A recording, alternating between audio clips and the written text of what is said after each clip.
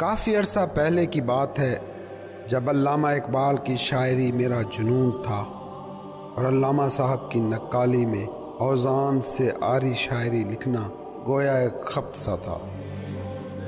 اسی زمانے میں ایک شعر لکھا تھا، پیش خدمت ہے۔ کوئی تبریز مل جائے میرے دل کے بھی رومی کو، کوئی تبریز مل جائے میرے دل کے بھی رومی کو، کہ اکتایا ہوا ہے اب میرا ذوق کتب خوانی۔ نہ جانے کیوں یہ شعر لکھا، یقیناً علامہ صاحب کا ہی تاثر تھا جنہیں اس زمانے میں بہت پڑھتا تھا، لیکن سچی بات یہ ہے کہ اس وقت یہ شعر اور یہ تھاٹ ایک بے معنی سی قافیہ پیمائی کے سوا کچھ اور نہ تھا، کیونکہ عملاً اس وقت میری حالت یہ تھی کہ میرا ذوق کتب خوانی جوان ہی نہیں تھا، جنوں خیز بھی تھا، اور دل کا رومی کسی تبریز کا خواہاں تو قطن بھی نہ تھا۔ لاشعور درست لفظ نہیں ہے، ہاں کوئی گہری شعوری تہ رہی ہوگی جو وہاں پہلے پہنچ گئی جہاں شعور کو پہنچنے میں 10 مزید سال لگ گئے۔ اس شعر کو لکھے 10 سال سے بھی زیادہ عرصہ بیت چکا ہے۔ شعر و شاعری کا ذوق بھی بہت کچھ مدھم پڑ چکا ہے، بلکہ حقیقت یہ ہے کہ اپنا لکھا کوئی بھی شعر مجھے یاد تک نہیں ہے، مگر کب یاد کے نیہا خانوں اور لاشعور کے سرد فائل سٹوریج سے یہ شعر شعور کے پردے پر آ گیا، کچھ پتہ نہ چلا۔ سچ ہے یہ کھیل نہ سمجھنے کا نہ سمجھانے کا۔ کہتے ہیں ایک دن کونیا کے سردار العلماء جلال الدین رومی اپنی نایاب کتابوں کے ساتھ کسی تالاب کے کنارے بیٹھے درس و تدریس میں مشغول تھے۔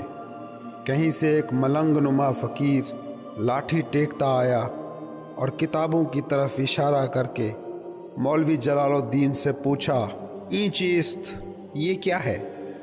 رومی جو اس وقت کونیا کے سب سے بڑے عالم تھے، انہوں نے وہی روٹین کا جواب دیا جو علم کے زوم میں مبتلا شخص کسی ان پڑھ گوار کو دیتا ہے، علم است کہ تو نمی دانی، یہ وہ علم ہے جسے تو کیا جانے۔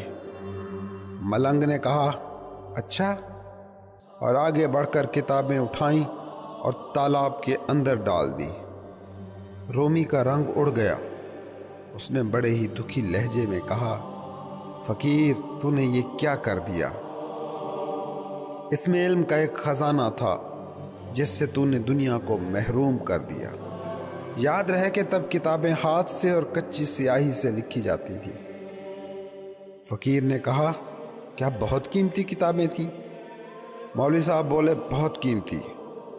فقیر نے کہا، اچھا، اور کتابیں تالاب سے نکال کر باہر رکھ دی، ساری کتابیں اور ساری ہی خشک۔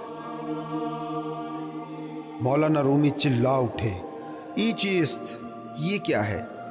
ملنگ فقیر جو شاہ شمس تبریز تھے، انہوں نے جواب دیا، علم است کہ تو نمی دانی، یہ وہ علم ہے جس کو تو نہیں جانتا۔ یہ کہہ کر شاہ شمس چل پڑے۔ ادھر مولانا رومی کے اندر کی دنیا جیسے تہ و بالا ہو چکی تھی۔ اپنی دستار پھینک کر شاہ شمس کے پیچھے بھاگے اور جا کر ان کے پاؤں میں گر پڑے کہ خدا کے لیے مجھے معاف کر دیجئے اور مجھے اپنے قدموں میں جگا دیجئے۔ سچ کہتے ہیں مولوی ہرگز نشد مولائے روم، تا غلام شمس تبریز نشد۔ کوئی مولوی مولائے روم نہیں بن سکتا جب تک وہ کسی شمس تبریز کا غلام نہ ہو جائے۔ آج Aisha inner story of human ایک میں اپنے اس سفر کے ایک نئے پڑاؤ میں داخل ہو رہا ہے۔ ہم ایک نیا سلسلہ شروع کرنے جا رہے ہیں جس کا نام ہے مثنوی معنوی ان اردو۔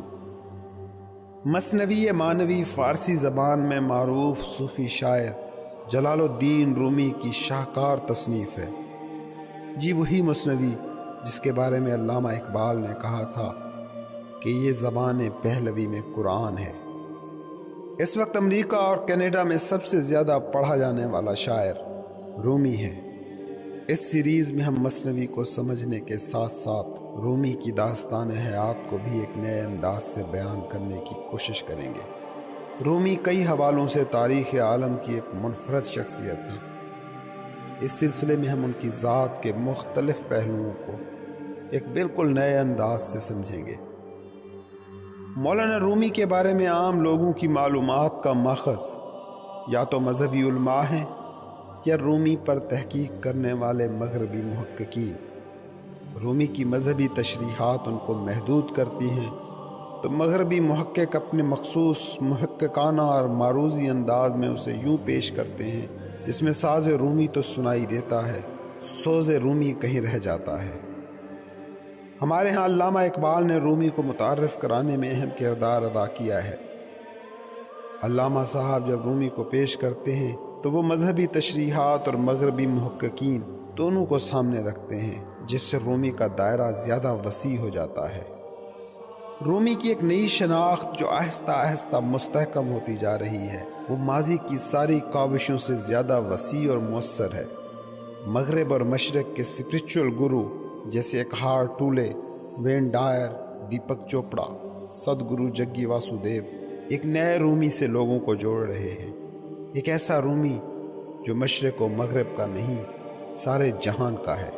رومی کو صرف مسلمانوں کا روحانی رہنما قرار دینا بالکل ایسے ہی ہے جیسے ہوا کو کہا جائے کہ وہ عیسائی ہے یا محبت کو کہا جائے کہ وہ بدھسٹ ہے۔ سورج کی روشنی، پھول کی خوشبو، چاند کی کرنیں تمام عالم کے لیے ہوتی ہیں، اور رومی بھی سب کا ہے۔ رومی کو جدید مغربی دنیا تک پہنچانے میں ایک اہم نام کولمین بارکس کا ہے، جنہوں نے مثنوی کا انگریزی میں ترجمہ کیا ہے۔ اگرچہ رومی کے تراجم کولمین سے پہلے بھی ہوئے اور جدید انگریزی مترجمین نے بھی کئی ترجمے کیے ہیں، مگر کولمین بارکس کی کتاب دی ایسینشل رومی ایک خاصے کی چیز ہے۔ یہاں میں بات کر رہا ہوں جدید دور کی، ورنہ علامہ اقبال کے استاد گرامی ڈاکٹر نکلسن نے بھی مثنوی کا شاندار ترجمہ کیا تھا، اور اس سے پہلے بھی کچھ انگریز مستشرقین نے اس کو انگریزی کا روپ دیا ہے۔ دی ایسینشل رومی نے رومی کو امریکہ میں سب سے زیادہ پڑھا جانے والا شاعر بنا دیا ہے۔ کولمین بارکس کی اس کتاب انلائٹنڈ اسپرچول گروز کے رومی پر تبصرے، رومی کی داستان حیات، مثنوی مانوی کے سکوپ اور مختلف ڈائمنشنز کے حوالے سے وضاحتوں کا سلسلہ ہم ہر ایپیسوڈ کے شروع میں جاری رکھیں گے۔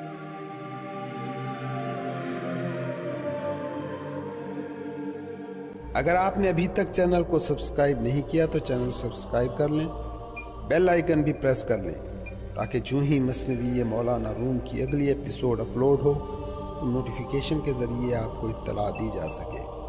ویڈیو اچھی لگے تو لائک، کوئی رائے یا تجویز ہو تو کمنٹ، اور مفید لگے تو اسے شیئر بھی ضرور کریں۔ آج کی ایپیسوڈ میں ہم مثنوی کی پہلی نظم نئے نامہ کے پہلے 5 شعروں کو ویڈیو کا موضوع بنائیں گے۔ ترتیب یہ ہے کہ شروع میں مثنوی کو فارسی میں پڑھا جائے گا، اس کے بعد اس کا انگریزی ترجمہ ہوگا، آخر میں اردو ترجمہ اور پھر اس کی تشریح اور وضاحت، تاکہ ایک ایسا آرکائیو تشکیل پا سکے جہاں رومی کی شاہکار تصنیف مثنوی مانوی تینوں زبانوں میں ایک جگہ دستیاب ہو۔ اگر آپ زندگی کی ہمہ جہتیت کے متلاشی ہیں تو جلال الدین رومی آپ کا بہترین گرو ثابت ہو سکتا ہے۔ حیات انسانی کے بھید پا لینے والوں میں رومی ایک بلند مرتبت شخصیت ہے، جنہیں بلا امتیاز رنگ و نسل و فرقہ و مذہب، قومیت و جغرافیہ نہ صرف قبولیت ملی ہے بلکہ ان کی مثنوی نے لوگوں کی زندگیوں کو چھوا بھی ہے۔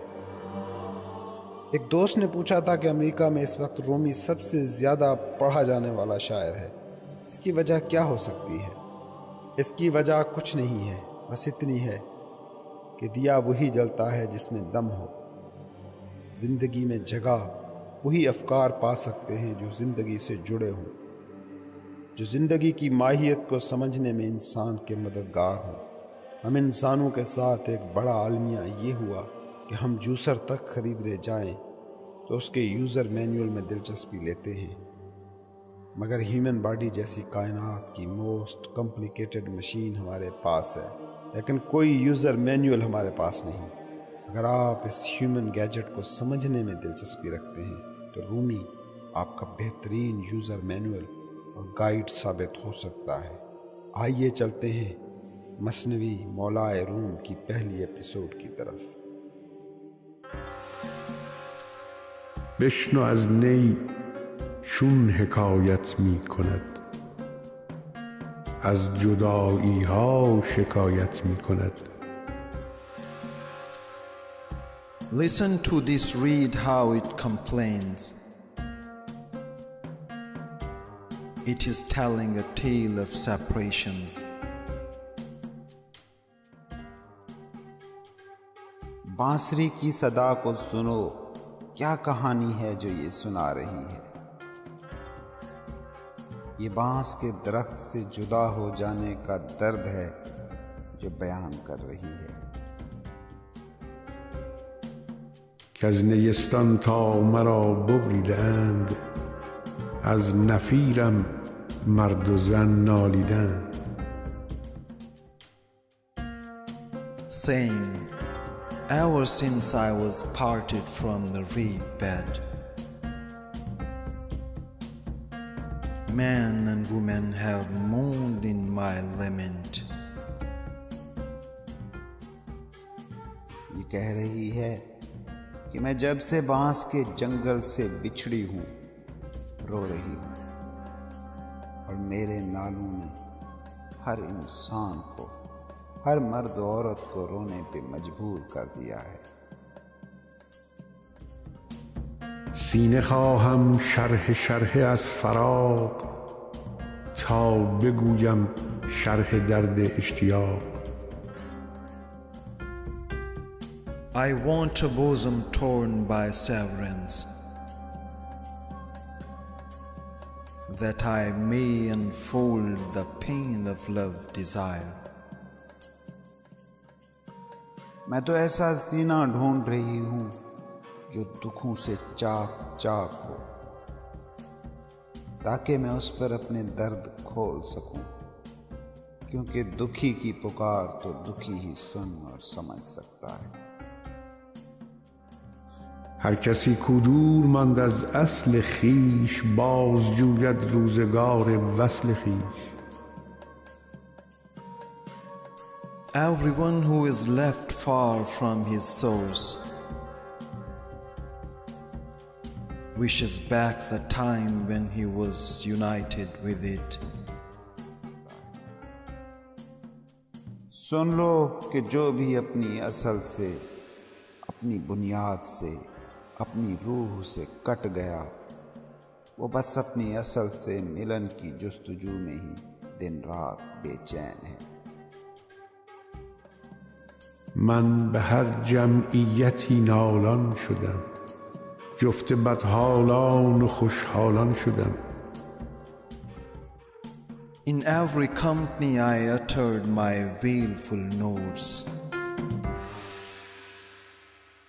I consorted with the unhappy and with them that rejoice. یہ ہے وہ غم جس کی داستان میں ہر محفل میں سناتی ہوں، چاہے یہ محفل خوشی منا رہے لوگوں کی ہو یا دکھ کے نوحے گانے والوں کی۔ میرا محفل غم یا محفل عیش سے کیا لینا دینا؟ میں تو بس اپنا غم ہے جو رو رہی ہوں۔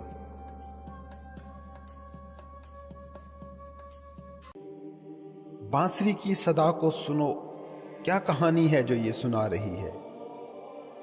یہ بانس کے درخت سے جدا ہو جانے کا درد بیان کر رہی ہے۔ اس کائنات میں انسان کے حقیقی سفر کی ماہیت کو سمجھنا ہو تو اس قطرے کو ذہن میں لائیں جو حباب بن کر فضاؤں کا حصہ بن گیا۔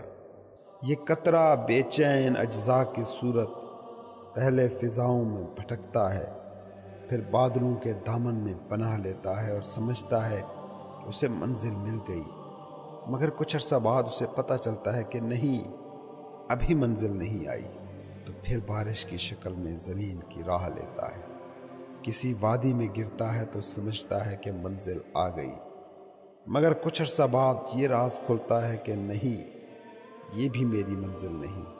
پھر جھرنوں ندیوں میں سفر کرتا کوہ ساروں کو لتاڑتا ہوا دریا کا حصہ بنتا ہے۔ اب یہ سمجھتا ہے کہ منزل آ گئی، مگر ابھی منزل کہاں۔ پھر یہ دریا کے ساتھ سفر کرتا ہے اور جا کر سمندر سے ملتا ہے۔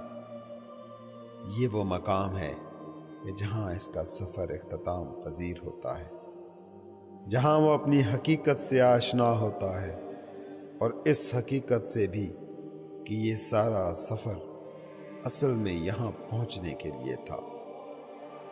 مولانا رومی کہہ رہے ہیں کہ بانسری بانس کے جنگل سے کٹ جانے کے غم میں رو رہی ہے، اپنی اصل سے، اپنی بنیاد سے کٹ جانے کا دکھ ہے جو یہ بانسری بیان کر رہی ہے۔ اس کا غم ایسا دل دوز ہے کہ ہر مرد و عورت اس کی آہ و فغاں سن کر دکھی ہے۔ بانسری کی دھن ہر شخص پر اثر ضرور کرتی ہے، مگر اس کا درد دل تو بس اسی پر کھلتا ہے کہ جو خود جدائیوں کا درد سہ رہا ہو، جسے خود یہ شعور ہو کہ وہ ایسی ہی بانسری ہے جو بانس کے جنگل سے کٹ چکی ہے، جو اپنی حقیقت کی تلاش کے سفر میں بھٹک رہا ہو۔ رومی کہتا ہے کہ بانسری ہر محفل میں روتی ہے، اپنی دھن بکھیرتی ہے، صرف اس شخص کے کانوں تک پہنچنے کے لیے جس کا اپنا دل چاک چاک ہو، کیونکہ دکھی کا دکھ تو کوئی دکھی روح ہی سمجھ سکتی ہے۔ جدائی کا نوحہ تو اسی دل پر اپنا اثر کرتا ہے جو خود اس حقیقت کو پہنچ چکا ہو کہ وہ اپنی اصل سے، اپنی بنیاد سے، مبدأ حقیقت سے جدا ہے، جس کو خود یہ لگن لگی ہو کہ وہ اپنے قطرے کو کلزم سے ہم آہنگ کر سکے۔ اگلے شعر میں رومی کہتے ہیں کہ سن لو، جو بھی اپنی اصل سے، اپنی بنیاد سے، اپنی روح سے کٹ گیا، وہ بس اپنے اصل سے ملن کی جستجو میں ہی دن رات بے چین ہے۔ یہ انسان کی فطرت کی بے چینیاں، یہ ارتقاء کی ساری کہانی بس اسی منزل تک پہنچنے کی ہی داستان ہے کہ جہاں خالق و مخلوق کے درمیان حائل سارے پردے ہٹ جائیں۔ یہ ہے وہ ساری کہانی جو انسان کی بے چین فطرت بیان کرتی ہے، بالکل ویسے ہی جیسے رومی کی اس نظم کے اگلے شعر میں کہا گیا ہے کہ بانسری اسی جدائی کے غم میں ہر محفل میں اپنا رونا رو رہی ہے۔ بانسری کو اس بات سے غرض نہیں کہ وہ جس محفل میں اپنا سر بکھیر رہی ہے وہ محفل غم ہے یا محفل عیش، وہ تو بس اس کان کو ڈھونڈ رہی ہے جہاں وہ پہنچے تو اپنی حقیقت اس کو سمجھا سکے، اور اس میں بھی یہ احساس بیدار کر سکے کہ وہ بھی کسی ازلی حقیقت سے بچھڑا ہوا ہے۔ جب یہ بانسری ایسے کان تک پہنچتی ہے تو اس کے دل سے بھی یہی آواز نکلتی ہے کہ گویا یہ بھی میرے دل میں تھا۔ یہ تھی مثنوی مولائے روم کی پہلی قسط۔ اگلی قسط بر وقت سننے کے لیے چینل کو ضرور سبسکرائب کریں اور بیل آئیکن بھی ضرور پریس کریں تاکہ جو ہی اگلی ایپیسوڈ اپلوڈ ہو نوٹیفیکیشن کے ذریعے آپ تک اطلاع پہنچ سکے۔ ویڈیو کو زیادہ سے زیادہ لوگوں تک پہنچانے کے لیے اسے شیئر بھی ضرور کریں۔